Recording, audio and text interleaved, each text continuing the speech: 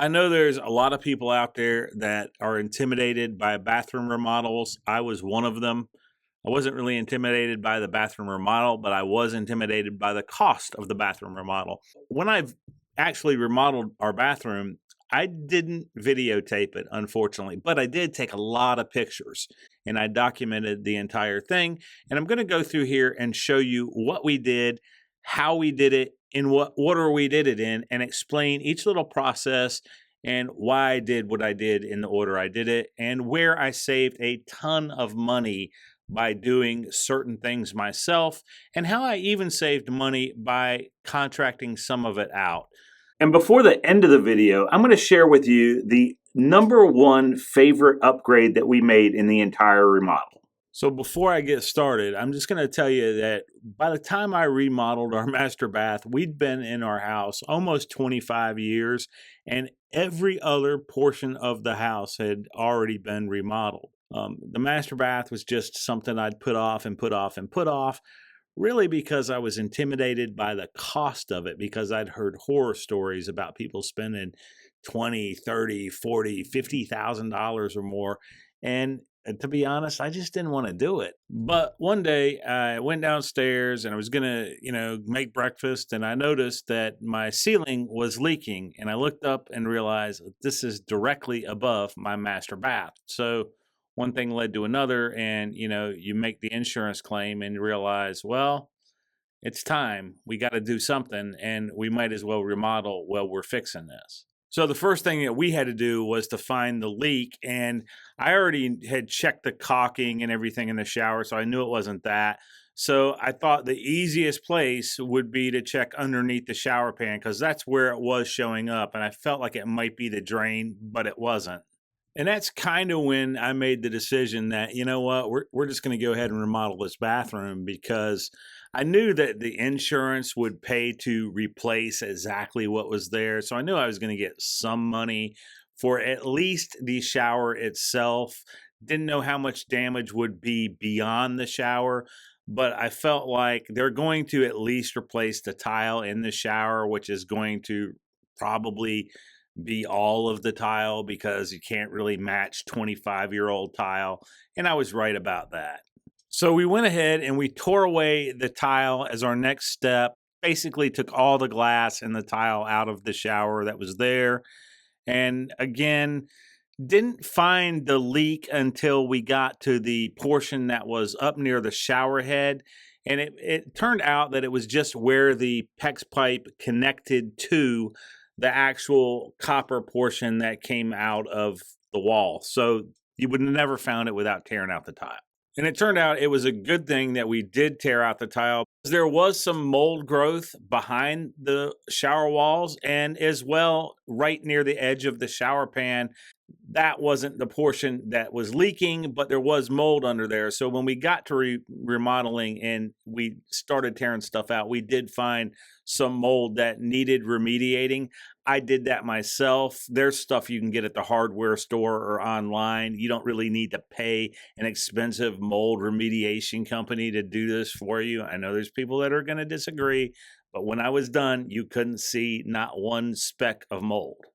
Once we had decided to remodel the bathroom, we had some choices to make. And our number one goal for remodeling was that we wanted to make the shower bigger. And we also had a choice to make as far as, do we keep a tub or do we get rid of the tub? If we got rid of the tub, then we could have made the shower enormous. Like, it could have been that entire side of the bathroom. But we would have also had a window to contend with. I felt like that window, no matter what I did, unless I just took it out completely, which would have meant that I would have had to deal with siding on the exterior of my house. And also for resale, we decided that keeping a tub was probably the way to go. Nobody really uses a tub that much. My wife will use a tub occasionally, but not very often.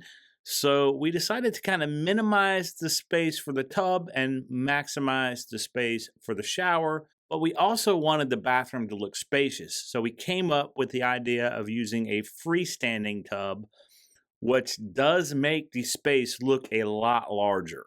The fill spout to the old tub, which was a built-in, was in the wall that was adjacent to the shower.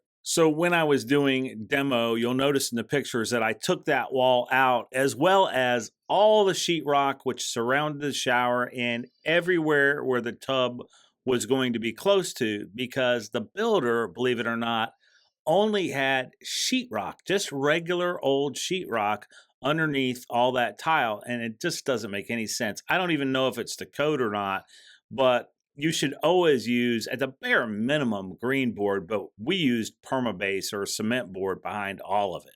And I know during demo, a lot of people are probably tempted to just smash everything up and get it out of there as fast as they can. I kind of took the opposite approach. My wife and I were basically living by ourselves at home at the time, and we had another bathroom that we could use right down the hallway. So it wasn't like we were, hard up to get this done quickly. And it was just easier to keep it clean as we went and get everything out of there piece by piece. Every day when I'd come home from work at the time, I'd just get a little bit done, get it gathered up. We'd lay the seats down in her Grand Cherokee, cover everything up, and just throw in there what we could fit in there and take it to our local recycle center. And we'd do a little bit more each day until we were done. Now, after demolition, the very next thing we did was to just go ahead and replumb the entire shower. Basically, all the plumbing in the shower, we just went ahead and replaced it because, why not? It's a 25-year-old bathroom. Every neighbor I have is basically getting online saying, telling us about their latest leak in their house. So we ended up later on, after this project, replumbing the entire house. But this portion of the house, we went ahead and replumbed while we already had the walls out. Of course, before you do your plumbing, you're going to need to know what shower fixtures that you're actually going to use so you can get all the spacing right and everything. I'll link everything that I use for this project below in the description. Those are affiliate links. They help the channel at no extra cost to you. You don't have to use them. You can find all this stuff online or at your local hardware store, but it does help me out and I really appreciate it. Now, the very next step in our process was to install the cement board behind the area where the tub was going to be set.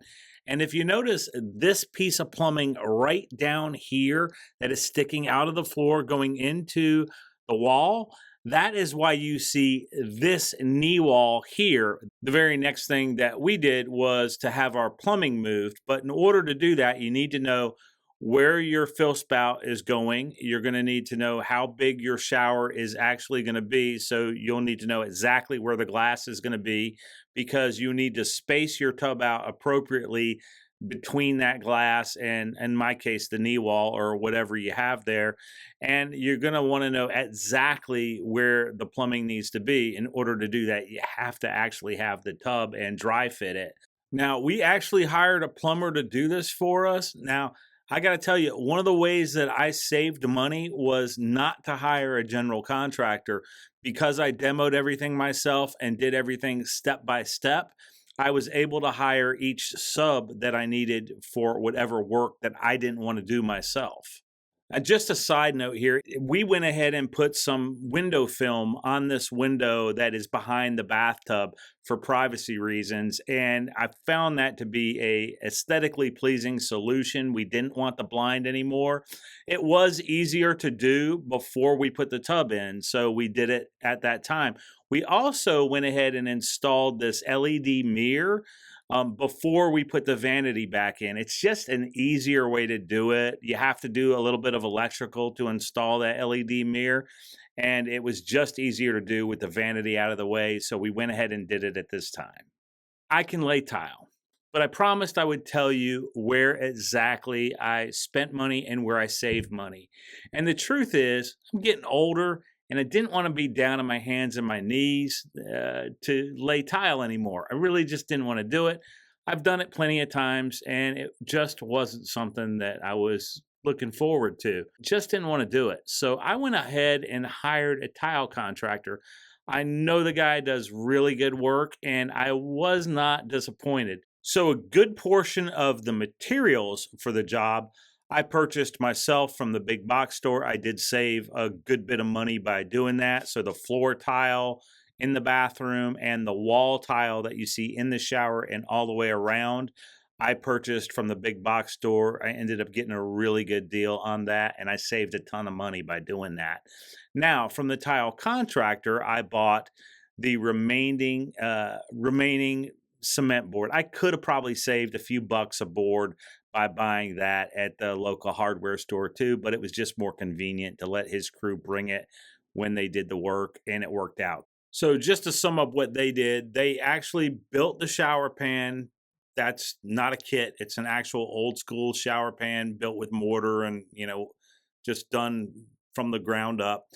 They curbed it, they waterproofed it. They did supply the tile for the floor of the shower. They also supplied the cement board that went on the entire floor of the bathroom, including the water closet in there that you haven't really seen yet.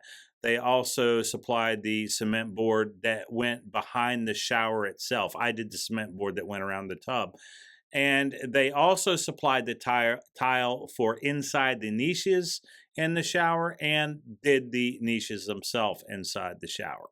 And I got to admit, I kind of had to swallow my pride when I hired this portion of the workout because, like I said, I could have tiled it myself. And I've tiled plenty of things. In fact, I tiled the bathroom down the hallway that we were using while this project was going on by myself. And I was pretty proud of my work when I was done.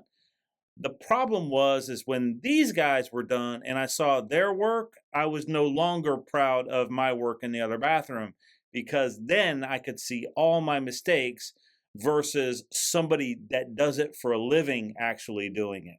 The very next step in the process for us was to install all the fixtures and stuff in the shower head, the faucet and whatnot, and also set the tub. Now, my plumber did this for me because it was worked into the price. He really wanted to because he wanted to see that his work wasn't leaking. And so it was not really extra money for me to do that. If it had been, I probably would have told him no, but he insisted on doing it because he wanted to make sure that his work didn't leak once we were all done. Setting a tub is super easy. They just put it down. We basically filled it halfway up and put silicone around the bottom of it and let it sit overnight. I'm telling you, I know a lot of people have fears about these tubs not being stable. First thing from the truth, once that silicone is set up, that tub's going nowhere. One place we were able to save some money without sacrificing on quality was this Vanity cabinetry here. And the reason that I was able to save money on that and not sacrifice on quality was I bought it from a place that ships it to your house flat packed. You do have to put it together, but it's good quality stuff. It's solid wood. It's got dovetailed drawers. It's got soft close drawers. It's a glazed finish. Really nice quality when you're finished. There's some things you have to know about it when you put it together, but it's not hard. You need clamps, you need wood glue, and you need a rudimentary set of skills. But if you're remodeling your own bathroom, you probably have the skills to do this. You do, it comes in 3 different pieces, so we did have to make sure everything was level all the different ways and whatnot, and you do have to get your own top, which is another area where we saved money, and it was easy to do. We went to a place in a local city that was really close that was basically like a warehouse, and they specialize in remnants. So that's what we used. You do have to find one that will work for your project. So you need to measure and, show the people in the warehouse what you're doing. But typically these places, they sell scraps from other jobs, or even some of it is used and been taken out and salvaged. They'll cut it to size, they'll polish it up, they'll cut your sink holes if you need them, your faucet holes. They'll come bring it to your house and install it, and it's way cheaper than going to a big box store or some place that specializes in stone that's going to want to charge you for way more material than you actually need. Now, I did not pay the plumber to come back and do those sinks or faucets or any of the plumbing underneath the vanity. I saved a bunch of money by doing it myself. I ordered the sinks and the faucets both online. I went to my local big box store and got all the stuff I needed for the plumbing. The shower glass came next, and we got our shower glass from just a really highly recommended local company, and I'd recommend that you do the same thing. We talked to them a lot about what we wanted. There was one area that I kind of did maybe the wrong thing. We have a 4-inch shower curb, and on top of that is the glass. So you're going to have 4 inches extra if you do the type of shower curb that I did. And they recommended going with 76 inches tall glass. I went 80, and I did account for that with the shower arm, setting that at about 85. What I did not account for was the drop down from the arm to the head. So my glass actually does touch the shower head, and we just have to be careful when we open it inside. It swings both ways, but we have to kind of be careful when we open it to the inside that we don't smash the shower head. So what I would do differently probably would be to just go with the 76-inch glass. It would have cleared it fine. Or I could have raised that up a little bit more and I'd been fine. I felt like it would give me a more dramatic look, and that's why I did it. To do it over, I wouldn't. Another tip that I'd give you is don't let the shower glass place oversell you on features with the glass. Just, be careful. Some glass can look green. You do want to check with them about that and make sure that you're getting, the glass that won't look as green, or at least that was my preference. But they can have some coatings and things they'll try to sell you. My shower glass company was very honest with me and told me that I didn't need those things. We've now had this bathroom for a couple years, and I haven't missed the things that I didn't buy yet. So I'm very glad I listened and did not over purchase with the shower glass. Another concern that we had were the other doors in the bathroom and them just taking up space as they opened up into the bathroom, into the main part with the shower and the tub. We have one that opens into the bathroom from our bedroom, and then we also have one that opens into the bathroom from the water closet where the toilet is. I wasn't willing to have doors that opened up into each other. And the way that we solved that was by installing these barn doors. We ordered both of them online. It's not very hard to assemble them, and it's not very hard to hang them either. The one tip that I would give you is make sure you're ordering the right size barn door if you're going to use this as a solution. A lot of people probably just pull the old door out and measure that and order. And you need to remember that that old door was sitting inside of a door frame, and you're actually with a barn door covering the entire space of the door frame. So you need to measure the door frame rather than the door that you pulled out of the door frame. That's going to be the size that you want to order. I told you in the beginning of the video I was going to tell you about the best upgrade we made to our bathroom, and this is it, the smart toilet. Heated seat, built-in bidet with heated water. It comes up automatically when you walk into the room. It's got UV light built in to help clean it. It's got a night light. You can touch the bottom with your foot and the seat itself will raise. When you walk out of the room, it'll go back down on its own and flush itself. If you happen to be sitting on it, it has sensors in the seat and will auto flush when you get up then as well. This was such a big upgrade in our bathroom that we actually got another one for the downstairs bathroom, which is a little half bath in our house. And I gotta be honest, I actually like that one better than this one. So I'll link that brand in the description. You don't have to buy that brand, but I'm telling you, just look into smart toilets. You won't regret getting one if you choose to do so. One other step that I just kind of forgot to mention was we did right after demo, before we did any of the other stuff, went ahead and removed all the popcorn from the ceiling and painted the entire bathroom. And the very last thing that we did was to go downstairs into the kitchen and repair that ceiling. We wanted to wait to do that until all the bathroom was done, the water was back on, and fixtures had been used, and just to make sure there wasn't going to be any leaks. If this video helped you out, then please consider subscribing or liking the video. Also, if you have any questions about your bathroom remodel, I'll certainly try to answer them if I can. Just drop them down in the comments. I respond to every single one. I'm not saying I know the answer to every single one, but I definitely will respond to your question. And like I said before, I've linked everything down in the description, and those really do help the channel, even if all you're doing is checking a price. If you shop through those, it really helps me out. I do appreciate it. Thanks for watching, and I'll see you in the next one.